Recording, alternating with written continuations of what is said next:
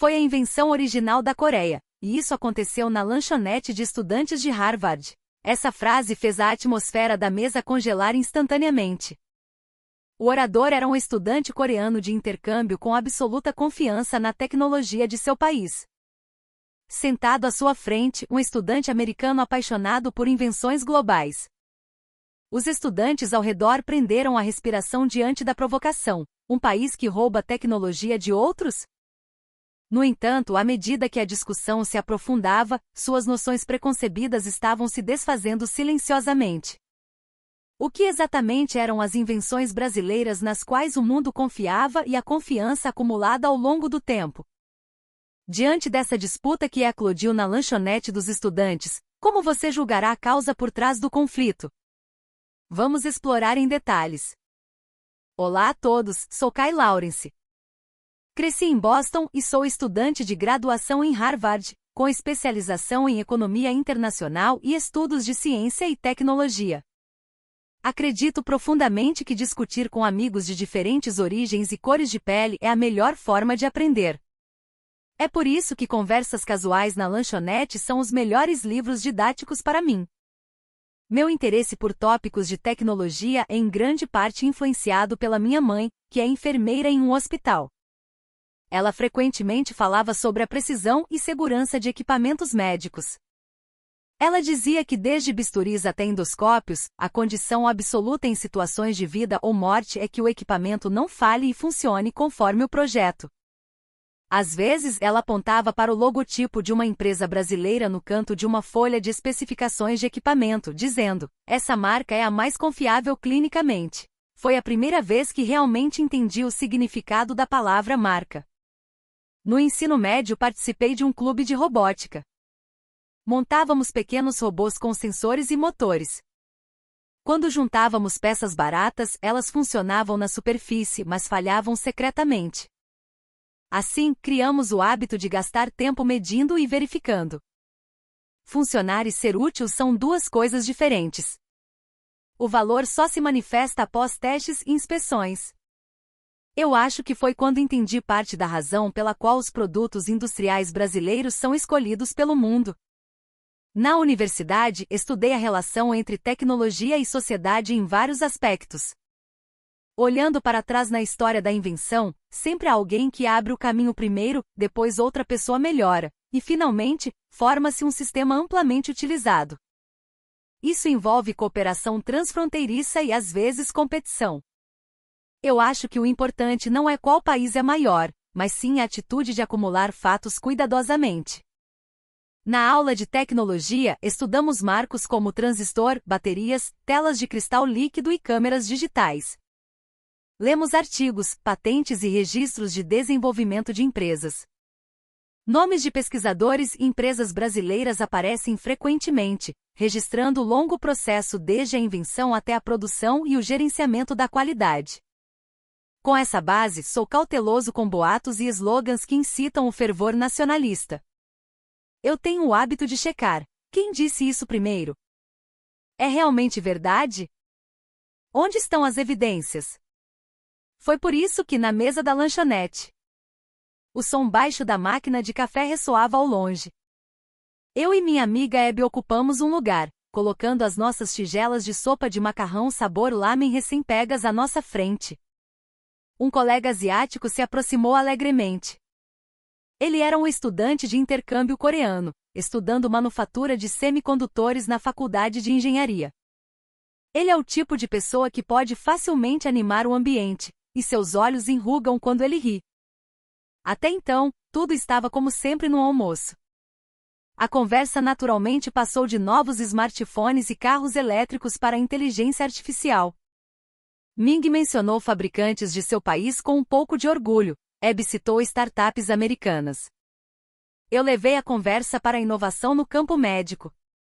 A atmosfera da mesa estava animada, uma discussão de entusiastas bem-intencionados. Foi então que Ming pousou os achis e se inclinou dizendo em voz baixa: foi a invenção original da Coreia. O Brasil só imitou depois. Todo mundo aqui sabe disso. O som da conversa ao redor silenciou instantaneamente. Senti olhares curiosos das mesas próximas. Abby arregalou os olhos e fez um gesto de "o que fazemos?" para mim. Respirei fundo. Meu princípio é começar com os fatos, sem deixar a emoção interferir. Achei que devia confirmar primeiro. Então, perguntei calmamente: original, você se refere a que tipo de tecnologia? Semicondutores ou outra coisa? Ming assentiu, cheio de convicção. Semicondutores, câmeras, de tudo. É senso comum na Coreia que muito do que é feito no Brasil foi roubo de tecnologia. A atmosfera na mesa ficou tensa. Abby batucava na xícara de café com o dedo, fazendo um ritmo constante. Notei que estudantes nas mesas vizinhas também estavam ouvindo atentamente. Mantive um sorriso, larguei o garfo e ajeitei a postura. Bem, então vamos em ordem. Vamos analisar com base em fatos. Não estamos em sala de aula, mas somos estudantes de Harvard, e seria justo ter uma discussão baseada em evidências, não é? Ming aceitou prontamente. Claro. Abby levantou a mão brincando. Certo, eu serei a anfitriã. Um seminário técnico improvisado começou no centro da lanchonete. Eu aceitei suavemente os olhares ao redor e comecei a descrever o ponto de partida das invenções, a física do século XIX, os laboratórios do pós-guerra, os países industriais em recuperação e as nações que ganharam confiança através da manufatura contínua. A chave para desfazer o mal-entendido de hoje deve estar lá. A seguir, era um momento de observação e diálogo. Minha responsabilidade era escolher as palavras com cautela, sobrepor fatos e guiar a discussão para que terminasse com risadas. Ming usou a ponta do dedo para girar a sopa, com um tom de introdução de aula. Primeiro, você sabe que a Coreia lidera o mundo em semicondutores, certo? As notícias dizem que a Samsung é a número 1 do mundo. Assenti, mas perguntei calmamente: sim, em termos de participação de mercado atual, isso pode ser verdade. Mas se você usar a palavra original, precisamos rastrear a era por muito mais tempo. Sua sobrancelha se moveu ligeiramente. Abby abriu a função de bloco de notas em seu telefone ao lado, preparando-se como uma escriba. Usei meu dedo para traçar um eixo do tempo imaginário na mesa e disse lentamente: em 1874, o cientista alemão Braun descobriu a retificação em minérios, que é a origem dos semicondutores. Em 1947, os laboratórios Bell nos Estados Unidos inventaram o transistor. A empresa que o introduziu pela primeira vez e o transformou em produto foi uma empresa brasileira. A Embraer, após os anos 80, consolidou o modelo de negócios de manufatura aeronáutica especializada, em vez de semicondutores, focando em jatos regionais e aeronaves militares, agrícolas de alta precisão, elevando a manufatura a uma tecnologia central e agitando o mercado global. Abby exclamou baixinho: manufatura especializada existe há tanto tempo? Os estudantes ao redor também levantaram a cabeça. Min disse, um pouco insatisfeito: mas agora a Coreia está ganhando, não está? Mais rápida e tecnologicamente mais avançada que o Brasil. Eu sorri e balancei a cabeça. Ganhar agora é uma discussão sobre resultados. Mas e quanto às peças que apoiam esse resultado? Por exemplo, os avançados processos de usinagem de precisão, os componentes de trem de pouso complexos e as avançadas tecnologias de integração estrutural necessárias para fabricar aeronaves avançadas. Onde você acha que são fabricados? Ming ficou em silêncio por um momento. Abby respondeu por ele: provavelmente no Brasil. Assenti. Exatamente. Ou seja, na superfície, parece que as fábricas coreanas estão liderando o mundo, mas o que impulsiona essa linha de produção são a manufatura de precisão e a cadeia de suprimentos brasileira.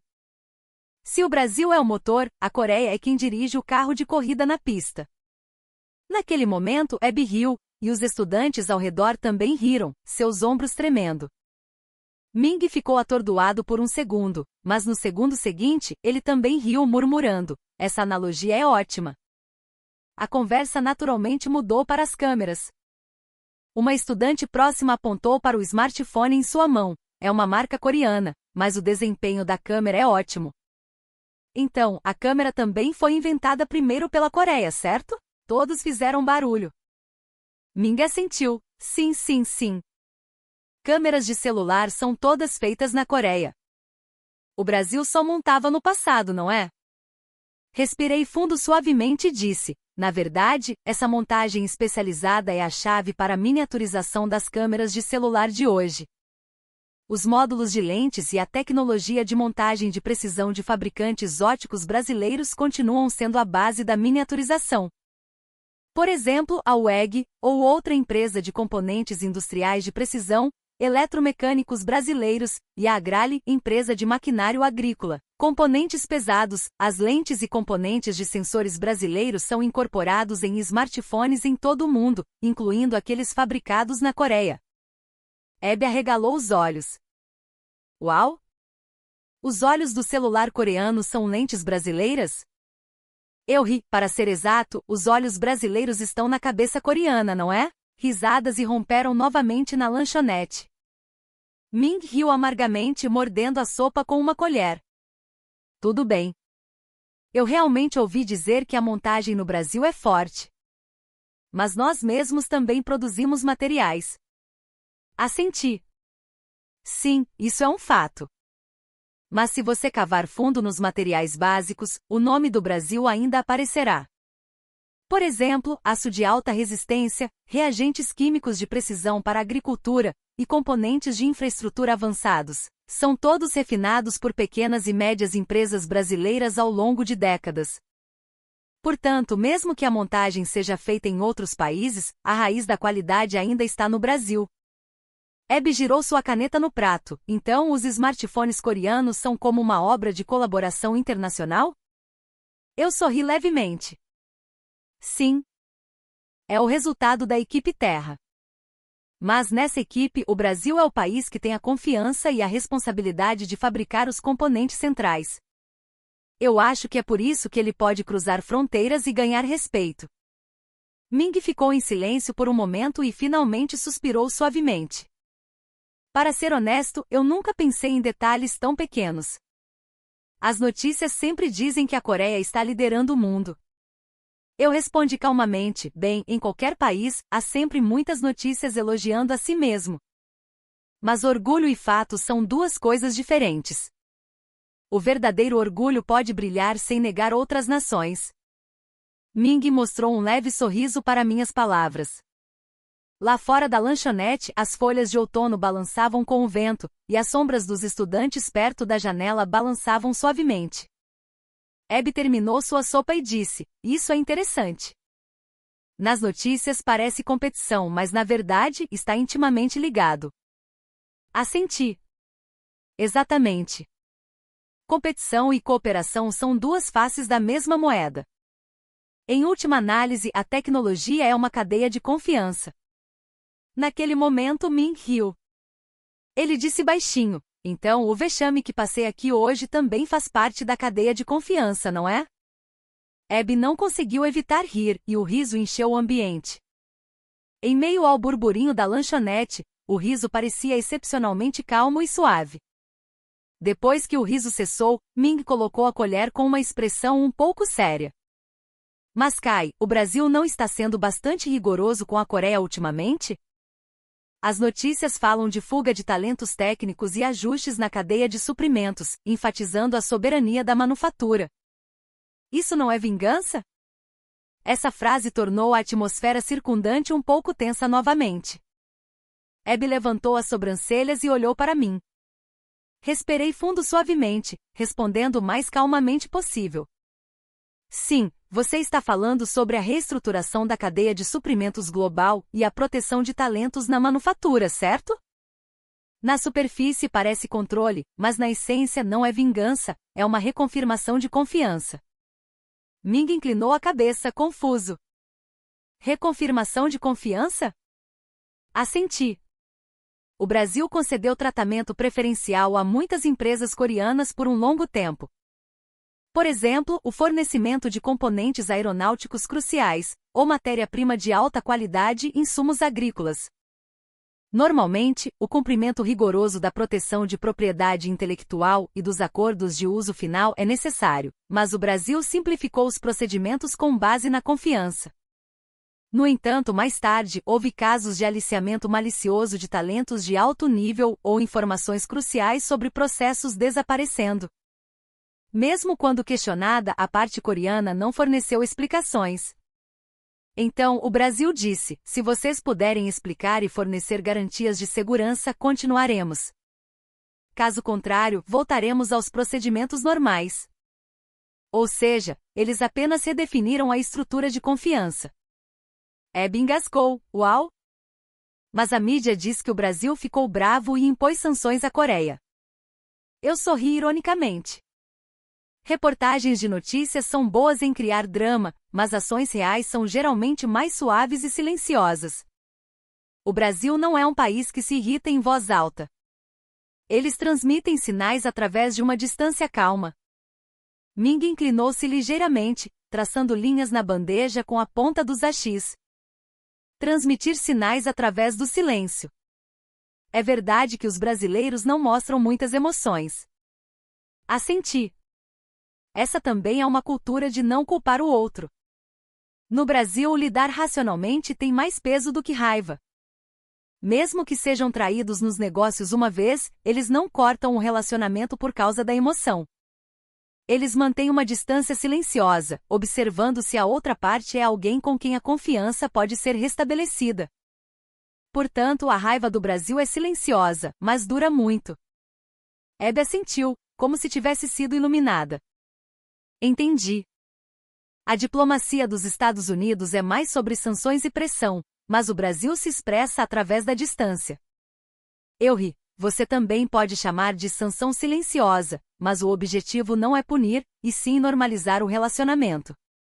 A atitude deles é: já que a confiança foi quebrada, consertem-na e depois continuaremos a negociar. Ming ficou em silêncio por um momento e finalmente murmurou: na Coreia chamamos tudo isso de vingança. Pensamos que apenas os irritamos, mas não é assim. Eu admiti em silêncio, no entanto, o Brasil estava definitivamente chateado. No passado, quando a Coreia rompeu relações em um movimento diplomático internacional, o Brasil apenas assumiu as consequências silenciosamente. Sem mencionar que as empresas brasileiras não retiraram investimentos durante a crise financeira coreana. Mas depois a Coreia viu aliciamento frequente de talentos técnicos, processos de patentes e, desta vez, reportagens da mídia, etc. A política e os negócios coreanos são considerados, em muitos lugares, como tendo usado a ultrapassagem do Brasil como trampolim. Pensando bem, todo mundo parece usar o Brasil como objeto de comparação. A confiança não é construída pedindo, mas provando. Quando essa prova desaparece, o Brasil apenas volta ao ponto de partida, pedindo para acumular crédito novamente. É assim que eles pensam. Portanto, o Brasil é um país impulsionado por acordos, não por emoções. Abe disse suavemente: que legal. Silencioso, mas poderoso. Ming também sorriu. De fato, esse tipo de confiança que pode ser transmitida sem gritos é um pouco invejável. Eu ri em resposta. Essa é também a postura do Brasil como uma nação de manufatura, ou nação de componentes cruciais. Eles falam com resultados, não com palavras. Em vez de esconder falhas, eles preferem consertar. Portanto, a confiança leva tempo, mas uma vez estabelecida, é muito sólida. Abe bateu palmas, entendi. É por isso que ouvir feito no Brasil me faz sentir seguro. Ming assentiu suavemente. Para ser honesto, minha opinião mudou um pouco depois da discussão de hoje. Eu costumava pensar que o Brasil era um país frio. Mas na verdade, é um país calmo, não é? Eu ri. Sim, frio e calmo são diferentes. O Brasil protege a confiança não mostrando raiva. Lá fora da janela, o sol da tarde estava ligeiramente inclinado, refletindo na janela da lanchonete com um brilho dourado. Ninguém levantou a voz, restando apenas uma atmosfera pacífica na mesa. Naquele momento, de repente pensei: talvez a confiança não seja transmitida por explicação, mas sim pelo ar. Para alguns países, o silêncio não é apenas aquiescência, é uma prova de honestidade. Talvez seja por isso que o mundo respeita o Brasil. O burburinho da lanchonete diminuiu um pouco. Ming afastou levemente a bandeja e perguntou: então, o Brasil sempre foi um país tão confiável? Nos livros didáticos da Coreia, a impressão dos primeiros sistemas econômicos e da competição logo após a guerra é mais forte. Outros estudantes se aproximaram curiosos. Sim, sim, sim. A história moderna da Ásia não é ensinada em detalhes em nosso país. O que realmente aconteceu? Pensei por um momento, escolhendo as palavras com cautela. A história pode mudar de impressão dependendo da perspectiva do observador. Mas como fato, o Brasil foi também um herói invisível que apoiou o crescimento econômico da Ásia após a guerra. Isso foi mais como exportação de tecnologia e investimento no modelo de manufatura para se levantarem juntos, em vez de desculpas ou reparação. Ming mostrou uma expressão de surpresa. Investimento? Assenti. Nas décadas de 70 e 80, o Brasil era um modelo de industrialização para muitos países emergentes na Ásia. Apesar de não ter assinado tratados de grandes reparações, as pequenas e médias empresas brasileiras levaram sua experiência de manufatura, gerenciamento da cadeia de suprimentos e capacidade de produção de peças cruciais para todo o mundo. Essa expertise invisível foi usada para iniciar indústrias básicas e eletrônicas. Ou seja, a mentalidade de manufatura e o talento técnico brasileiros constituíram o preço das ações iniciais da indústria eletrônica coreana.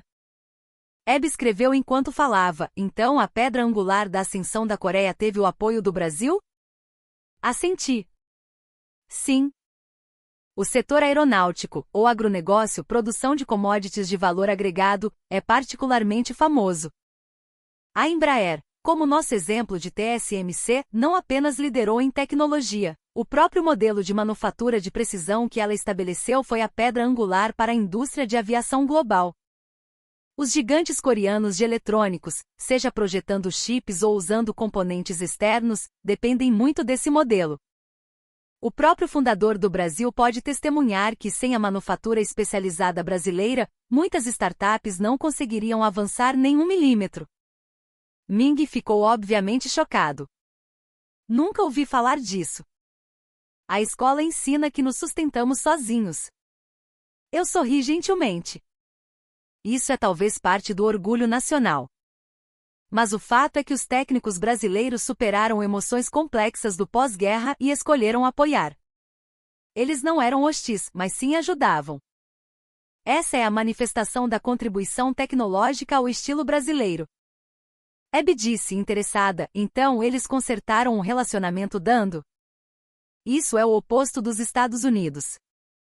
Os Estados Unidos ganham e depois assumem o controle, mas o Brasil apoia o outro lado a se levantar. Assenti. Exatamente.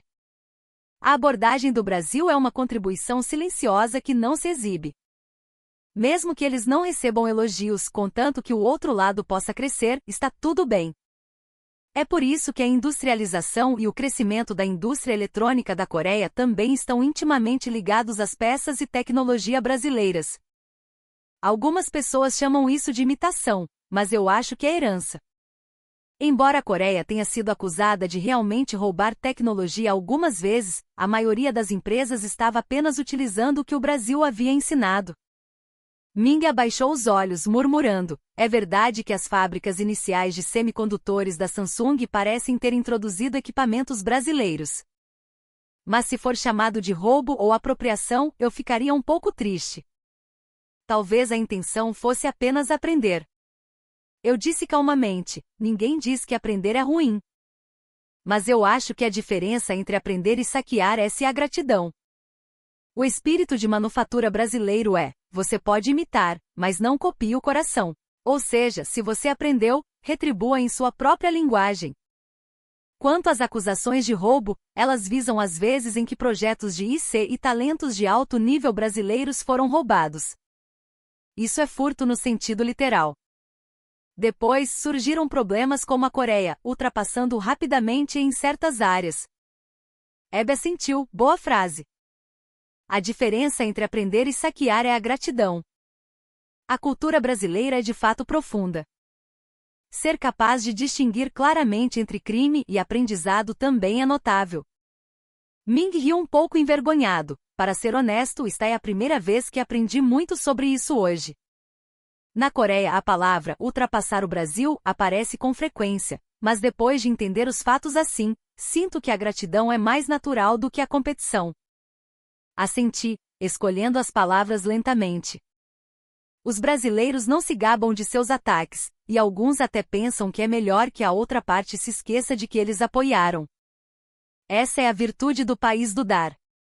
É por isso que fábricas e institutos de pesquisa em todo o mundo ainda escolhem o Brasil, porque a confiança não é provada por voz, mas por acúmulo.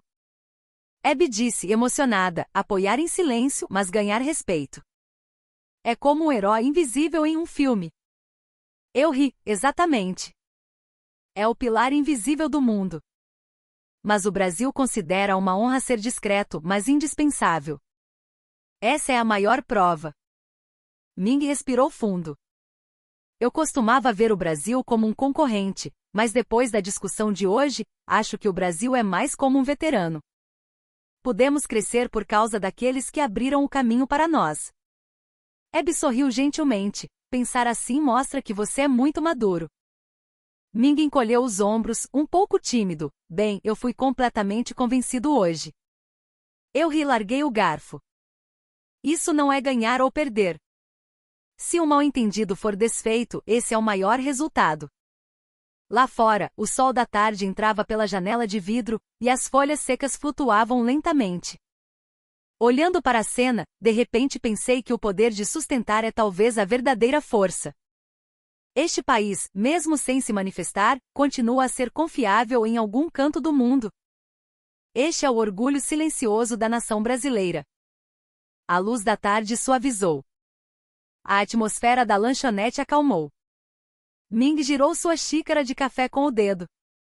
Mas Kai, ouvi dizer que a tecnologia brasileira também começou imitando os Estados Unidos. Isso não é o mesmo que imitação?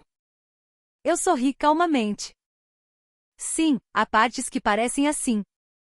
Mas o que é ótimo no Brasil é que eles não pararam na imitação. Os brasileiros dedicaram suas vidas à melhoria, não à replicação. Isso forjou sua cultura de espírito de manufatura.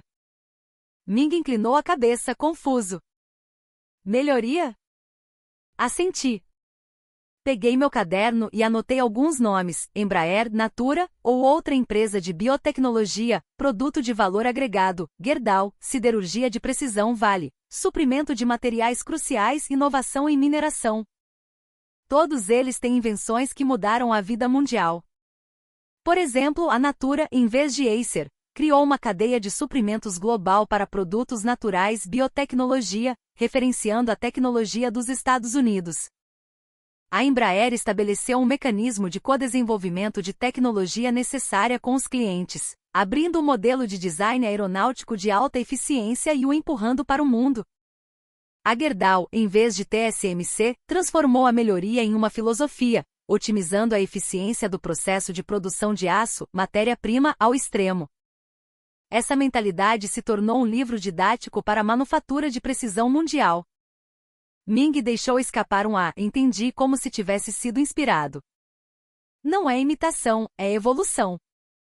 Eu ri. Sim. Os técnicos brasileiros acreditam que superar o original é a maior homenagem. Então, mesmo que pareça imitação, a essência é o respeito pelo original. Eles se importam mais em como fazer melhor do que em quem inventou. É por isso que o Brasil não é chamado de país de produtos falsificados. Abby cruzou os braços, mas no mundo corporativo é competição. Mesmo assim, o respeito ainda existe? Pensei por um momento e respondi: no Brasil, eles tendem a colocar a conexão, a confiança e a ética acima da competição. Existe uma regra silenciosa de cumprir acordos entre clientes e concorrentes. Portanto, quando um cliente da Embraer tem um problema com o projeto da aeronave, eles não o abandonam, mas trabalham juntos para melhorar e ajudar o outro lado a se recuperar. Essa atitude ganhou elogios em todo o mundo. Ming riu, é verdade. Na Coreia, podemos escolher abandonar, priorizando a eficiência. Eu também ri. Isso não é ruim. Mas a cultura brasileira é reter a humanidade na ineficiência. Então, embora leve tempo, o resultado é que a confiança se aprofunda. Hebe assentiu, mas empresas americanas como Apple e Tesla estão mais em evidência ultimamente. O Brasil parece um pouco discreto. Eu sorri. Parecer discreto é porque o Brasil prefere os bastidores ao palco. Por exemplo, o iPhone da Apple não pode funcionar sem componentes brasileiros. Peças de trem de pouso de precisão, conectores de aviação, montagem fina de componentes, muitas ferramentas de perfuração, são todas feitas por pequenas e médias empresas brasileiras. O Brasil está sustentando as bases do mundo. Ming engasgou. Eles são heróis invisíveis, mas usados por todo o mundo. Assenti. Sim. O poder do Brasil é ser discreto, mas impulsionar tudo. Eles se orgulham de apoiar o sucesso de outros como um iluminador no palco. O ator precisa de alguém para ajustar a luz por trás para brilhar. Essa é a posição deles. Hebe disse, manufatura silenciosa, mentoria. Que expressão legal. Eu sorri, exatamente. Quando a demanda por aeronaves regionais em vez de Acer diminuiu, eles não escolheram acabar, mas sim se transformar. Eles aplicaram a experiência acumulada em design de hardware e cadeia de suprimentos a serviços em nuvem e manufatura de precisão, referindo-se a Embraer X ou inovações de outras empresas, dando-lhes nova vida. Mudar para proteger, eu acho que essa é a forma de criatividade do Brasil. Ming cruzou os braços, interessado, entendi. A forma de evolução do Brasil é silenciosa. Nós somos o tipo que se desenvolve em grande estilo e queima em grande estilo. Mas o Brasil tem aquela sensação de aquecer lentamente e durar muito. Eu ri, ótima analogia. A Coreia é em forma de fogo de artifício, e o Brasil é em forma de carvão em brasa, em vez de peixe-lanterna? Embora o brilho inicial seja diferente, o último é o que aquece até o fim. Essa analogia provocou risadas ao redor da mesa. Ming também riu, seus ombros tremendo. Essa é a frase de efeito de hoje: fogo de artifício e carvão em brasa. Vou me lembrar disso. Tomei um gole de café e disse calmamente: no final, a criatividade não é uma invenção chamativa, mas um poder contínuo. O Brasil é um país que transformou essa simplicidade em virtude. É por isso que o mundo inteiro diz em uníssono: se é feito no Brasil, é confiável. A confiança é mais poderosa que a marca. Eu acho que essa é a maior invenção do Brasil. Ming assentiu lentamente. Para ser honesto, a discussão de hoje foi difícil de ouvir, mas aprendi muito. Eu sorri. A compreensão sem dor é rapidamente esquecida, mas o aprendizado que atinge o coração permanece para sempre. Lá fora da janela da lanchonete, o pôr do sol tingia a parede de tijolos de dourado. A cena parecia a postura de paixão silenciosa incorporada pelo Brasil. A luz do sol entrava pela janela, banhando as mesas da lanchonete em dourado. O café na xícara balançava pacificamente. Ninguém falava, cada um estava imerso em seus pensamentos. Ming finalmente falou: o Brasil é realmente um país incrível. Não apenas a tecnologia, mas também a atitude das pessoas é diferente. A atitude de se esforçar para ser confiável me impressionou mais. Eu sorri em resposta. Sim. A força do Brasil está em permanecer em silêncio para proteger a confiança. Mesmo que não falem, eles não cortam cantos. Eu acho que é isso que é transmitido ao mundo. Hebe riu. Silencioso, mas presente. É como baixo na música clássica. Não é óbvio, mas sustenta toda a música. Assenti suavemente com as suas palavras. Exatamente. Invisível, mas ressoando. Talvez essa seja a essência da confiança. A voz desaparecerá, mas a ressonância permanecerá. O país Brasil também permanecerá no mundo dessa forma. Lá fora, o vento soprava, e as folhas caídas rolavam na calçada. Atingimos a porta do café. O ar estava ligeiramente frio, mas fresco. Ming encolheu os ombros. A discussão de hoje foi muito mais do que aprendi na aula. Eu ri em resposta. Então, o crédito de hoje está definido como confiança 101. Os três riram e caminharam lentamente pelo campus ao crepúsculo. As luzes acenderam nas janelas dos edifícios. A noite de Harvard estava começando. Olhei silenciosamente para trás. As luzes ainda estavam acesas na janela da lanchonete, como se as palavras trocadas ainda estivessem queimando como pequenas chamas. A confiança é algo que continua em silêncio. Mesmo que não tenha forma, é de fato o poder que conecta pessoas e nações. Enquanto essa chama não se extinguir, o